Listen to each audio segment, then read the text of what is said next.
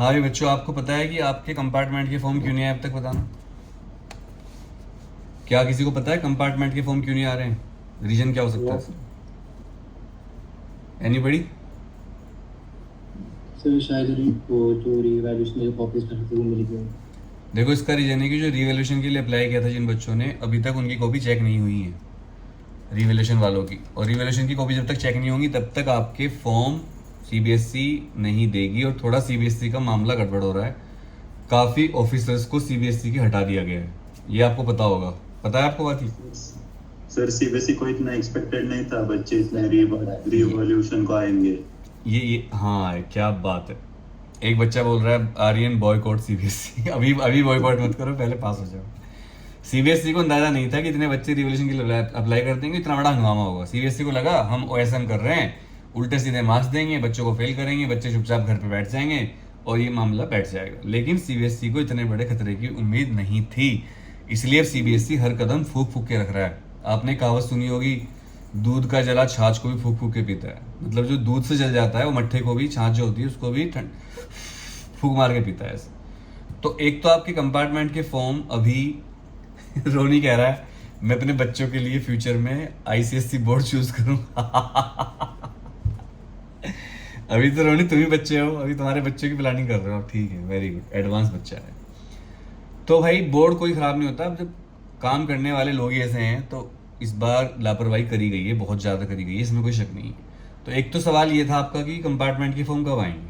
तो आपके कंपार्टमेंट के फॉर्म 20 तारीख तक आ जाएंगे, ठीक है? क्योंकि रिवोल्यूशन का रिजल्ट भी 20 और 22 के बीच में आएगा कहीं। मैंने अपने गुप्त सूत्रों से पता किया तो 20, 21, 22, 23, 20, 21, 22, 23 इन डेट पे आपका रिवोल्यूशन का रिजल्ट आने वाला है। और जिस दिन रिवोल्यूशन का रिजल्ट आएगा उस दिन सीबीएसई आपके कंपार्टमेंट के फॉर्म दे देगी। अब आपका एक सवाल और था कि कंपार्टमेंट का एग्जाम कब होगा, यही था ना बच्चों? हाँ सर, जैसे इसका कंपार्टमेंट का फॉर्म जितना लेट होगा उसी हिसाब से उसका एग्जाम भी लेट ही होगा सर। एग्जैक्टली अगर कंपार्टमेंट का पेपर, अभी जो डेट है 16 तारीख है, 16 जुलाई, अगर एग्जाम 16 जुलाई के बाद जाता है आपका कंपार्टमेंट का, तो सोचिए कितना खतरा हो जाएगा फिर एडमिशन कॉलेजों के। तब तक आपका एग्जाम नहीं होगा ना, उसके 15 दिन बाद रिजल्ट आएगा फिर। तो सोचिए अगर एग्जाम ही 20 तारीख को या 25 तारीख को होता है, उसके 15 दिन बाद यानी कि अगस्त में जाकर रिजल्ट आएगा फिर। और कॉलेजों के एडमिशन बहुत ज़्यादा लेट हो जाएंगे, क्योंकि जब तक आपका रिजल्ट नहीं आएगा तब तक कॉलेज एडमिशन नहीं दे सकते सबको, मतलब एडमिशन क्लोज नहीं कर सकते हो। तो भाई इसलिए आप बिल्कुल परेशान मत हो कि आपका अभी एडमिशन नहीं हुआ या आपका एडमिशन नहीं होगा। बिल्कुल भी डरने की बात नहीं है। अगर आपका जब तक रिजल्ट नहीं आएगा तब तक सारे कॉलेजों को एडमिशन होल्ड करने पड़ेंगे। और कोई सवाल पूछना है किसी को? सर प्राइवेट कॉलेजेस में तो नहीं हो पाएगा एडमिशन, मतलब गवर्नमेंट का तो फिर भी एक बार सोच सकते हैं कि हो जाएगा। कौन से प्राइवेट कॉलेज की बात कर रही हो?